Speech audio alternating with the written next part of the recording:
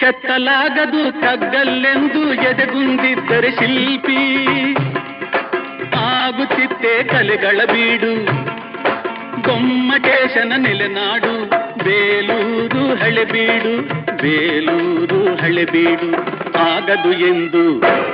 ಕೈಲಾಗದು ಎಂದು ಕೈಕಟ್ಟಿ ಕುಳಿತರೆ ಸಾಗದು ಕೆಲಸವು ಮುಂದೆ ಸಾಗದು ಕೆಲಸವು ಮುಂದೆ